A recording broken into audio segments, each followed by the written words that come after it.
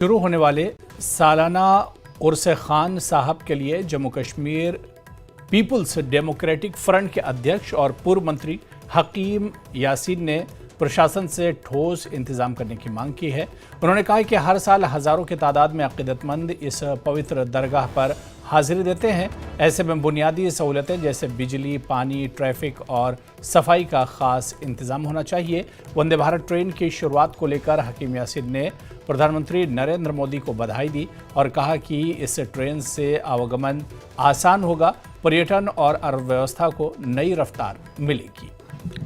یہ حسب روایت تقریباً 450 سال سے خان صاحب میں حضرت سید صالح خان صاحب رحمۃ اللہ علیہ کا عرس مبارک منایا جاتا ہے، اور حسب روایت اس سال بھی وہ 21 جون کو 3 دن کے لیے وہ منایا جا رہا ہے۔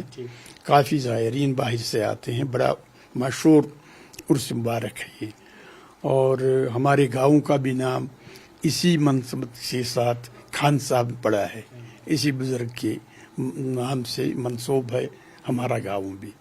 اور دوسرا ہمارے نزدیک ہے شمس فقیر صاحب رحمۃ اللہ علیہ، جو بڑے ہمارے صاحب شاعر بھی، بزرگ بھی، اور کافی اس وقت کے ولی کامل بھی، ان کا عرس مبارک بھی 17 جون کو منایا جا رہا ہے۔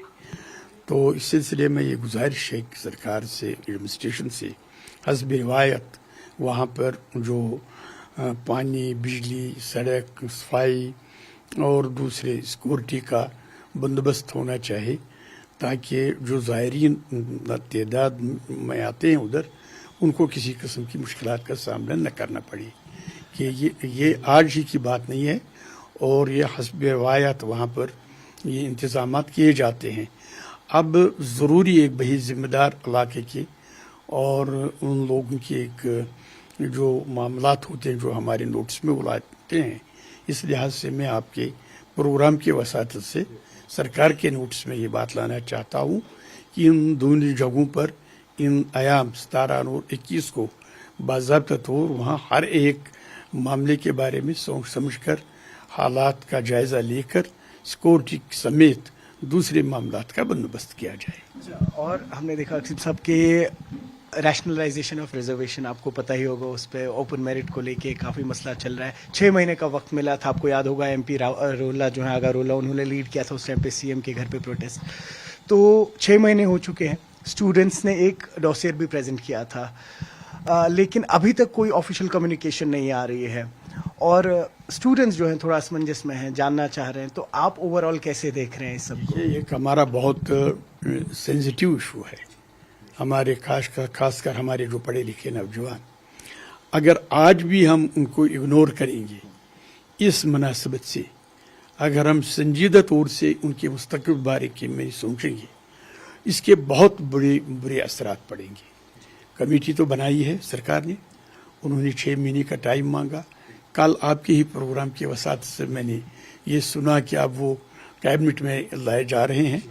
ہم مانیٹر کر رہے ہیں، دیکھ رہے ہیں کس انداز سے سرکار جموں کشمیر کے نوجوانوں کے ساتھ، یہاں کے لوگوں کے ساتھ انصاف کریں گے، کیونکہ یہ ایک فرد کا معاملہ نہیں ہے، ایک سوسائٹی اور ان نوجوانوں کے ساتھ معاملہ جڑا ہوا ہے جو کافی محنت مشقت کر کے اپنی تعلیم حاصل کرتے ہیں۔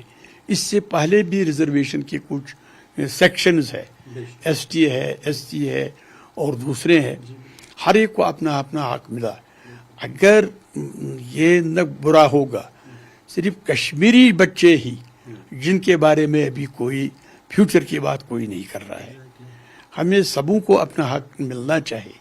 اس مناسبت سے ہمارے بچوں کا ریزرویشن کے بارے میں گورنمنٹ کو بڑی دور اندیشی کے ساتھ سوچنے کی ضرورت ہے، تاکہ ایسا فیصلہ ہونا چاہیے جو سارے سوسائٹی کو، تمام لوگوں کو قابل قبول ہو۔ ہم اس کا انتظار کر رہے ہیں، اس کے بعد ہم رپورٹ آنے کے بعد انشاءاللہ آپ سے ضرور ملیں گے۔